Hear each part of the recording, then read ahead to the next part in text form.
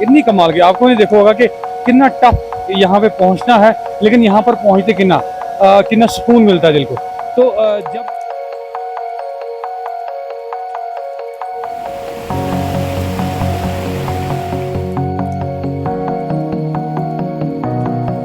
लेकिन R&B की इल planning और एग्जीक्यूशन ऑफ वर्क जो हुआ, उन्होंने जो रोड ये साथ में लेकर रही है, उससे पूरा का पूरा ट्रैक बर्बाद हुआ है।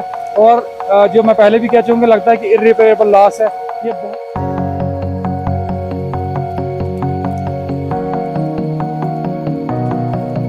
अब मैं यही उम्मीद कर सकता हूँ कि अथॉरिटीज़ थोड़ा बहुत इसको ठीक करें और एटलीस्ट एक पाथ बनाएं चलने के लिए, ताकि जो विजिटर्स हैं, चाहे वो डोमेस्टिक टूरिस्ट हैं या जो बाहर से टूरिस्ट आते हैं, दूसरी स्टेट से आते हैं, या इवन जो अब्रॉड से आते हैं, वो इजीली एटलीस्ट यहाँ पे पहुँच सकें, उनको जान जोखिम में न डालें। उसको अट्रैक्ट करने के लिए फर्स्ट टाइम उसको आपने बर्बाद करके रख दिया, उनके खिलाफ ज़रूर कार्रवाई होनी चाहिए।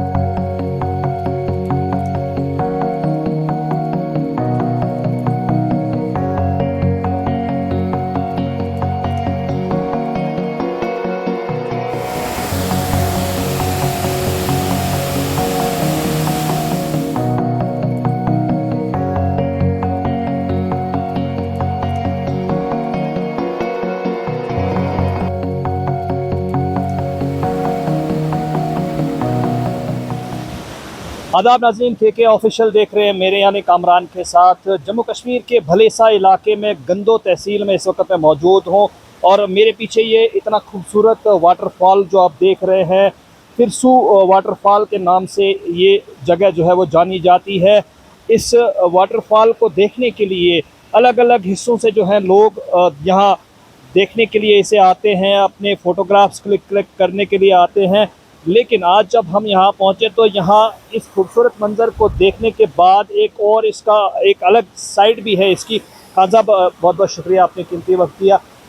एक खिता चिनाब में अगर देखा जाए तो इतना खूबसूरत वाटरफॉल कहीं नहीं, हमने भी नहीं देखा है। तो आप क्या कहते हैं, जिस तरीके से R&B ने इसकी तबाही कर रखी है, टूरिज़म सेक्टर से अगर उस एंगल से अगर देखा जाए तो एक बड़ा ही खूबसूरत एसेट ये बन सकता है टूरिस्ट को अट्रैक्ट करने के लिए। कैसे देखते हैं इस सब को आप? देखिए, मैं सच बताऊं तो 2 साल पहले जब मैं यहाँ पर आया था, इस वाटरफॉल की खूबसूरती देखे मतलब कम्प्लीटली कहते हैं ना कि दंग और हक्का बक्का, मतलब एक तरह से गूज बम्स मुझे आने लगे थे, इतनी कमाल की। आपको नहीं देखा होगा कि कितना टफ यहाँ पे पहुँचना है, लेकिन यहाँ पर पहुँचते कितना सुकून मिलता है दिल को। तो जब मैं थोड़ा सा पिछला एक्सपीरियंस करता हूँ कि जब मैं आया था यहाँ पे पूरा फास्ट फ्लो से भरा हुआ था, कंप्लीट जैसे लगता था कि एक वादी में से वाटर बॉडी के साथ साथ आप चलते हुए आते हो। बड़ा प्लेजेंट सा वाक था ये, जो मोटरेबल रोड से करीबन आधे घंटे का वाक है, कमाल का वाक देखिए। और जब बिरसू यहाँ पे जो वाटरफॉल में पहुँचते थे तो ऑब्वियस सी बात है कि लगता था कि शायद हम कोई जन्नत की एक अल्लाह की कोई देन है, वहाँ पर पहुँचें, इतनी कमाल की जगह है। लेकिन आज अनफॉर्चुनेटली बहुत अफसोस हुआ मुझे कि इल प्लानिंग सामने दिख रही है R&B डिपार्टमेंट्स की। ये जो हमने लोकल से यहाँ से बात की, सिर्फ 3 या 4 घरों का मोटरेबल रोड पहुँचाने की खातिर उन्होंने पूरा इस जो नेचुरल एसेट को, जो था, जो नेचुरल ब्यूटी थी, बिल्कुल बर्बाद कर दिया है। और जहाँ तक मुझे लग रहा है कि इर्रिपेरेबल लॉस है। अगर इसको अब दोबारा से बनाना हो तो लाखों नहीं, मुझे लगता है कि कहीं करोड़ तक बात ना पहुँचे, दोबारा इतना सारा मलबा उठाना है। लेकिन वो डालेंगे भी कहाँ, क्योंकि नाला है, नाले में तो ये पहुँच चुका है। इतने सारे बोल्डर्स और इतने तीखे हैं वो कि चलना मुश्किल हो जाता है। अगर कोई गिर जाता है तो बड़ी सीरियस इंजरी उसको हो सकती है। ये बड़ा अनफॉर्चुनेट है कि R&B की इल प्लानिंग की वजह से उन्होंने पूरा एक जो स्कोप था, एक वाटर बॉडी जो थी, और जो आपने कहा कि वाटर बॉडी सच में जो है जम्मू प्रोविंस की, खिता चुनाव की जम्मू प्रोविंस की सबसे बेहतरीन, बिलाशुबा सबसे बेहतरीन वाटर बॉडी है, सबसे कमाल को सबसे खूबसूरत वाटरफॉल है ये, और इजिली एक्सेसिबल था। सिर्फ आधा घंटा आपको यहाँ पे चल के आना था। लेकिन R&B की इल प्लानिंग और एग्जीक्यूशन ऑफ वर्क जो हुआ, उन्होंने जो रोड ये साथ में लेकर रही है, उससे पूरा का पूरा ट्रैक बर्बाद हुआ है। और जो मैं पहले भी कह चुका, लगता है कि इर्रिपेरेबल लॉस है। ये बहुत सीरियस बात है कि एक जो स्कोप बन सकता था यहाँ पे, कि यहाँ पे के जो वाटर लवर्स होते हैं, वाटर बॉडीज़ के पास आना चाहते हैं, क्योंकि ऑब्वियस सी बात है कि हमारे मुल्क में ज़्यादा इलाके जो मैदानी इलाके, गर्म इलाके हैं, उनको यहाँ पे किसी भी मौसम में आए बिल्कुल ठंडा पानी, यहाँ पे वो ठंडे पानी का वाटरफॉल मिलता तो उनके लिए बहुत बड़ी अट्रैक्शन साबित हो सकती थी। लेकिन अनफॉर्चुनेटली जो है R&B ने जो जिस तरीके से यहाँ पे काम किया है, जिस तरीके से सारा मलबा, स्टोन और बड़े बड़े बोल्डर्स इसमें नीचे बहा दिए हैं, उससे एक तरह से कहें तो इनएक्सेसिबल हो गया है। बच्चे, बुजुर्ग और इवन मिडिल एज के लोग इस पे नहीं चलते, और जो चलते भी हैं वो अपने रिस्क पे यहाँ पे आना, आपने देखा भी होगा, अगर आप विजुअल्स यहाँ पे लेंगे बड़े रिस्क पे आना, अगर थोड़ा सा भी आपका पाँव डगमगा गया तो सीरियस इंजरी हो सकती है, क्योंकि पत्थर इतने नोकीले हैं, इतने खतरनाक हैं कि उन पे पाँव धरना बड़ा मुश्किल हो जाता है।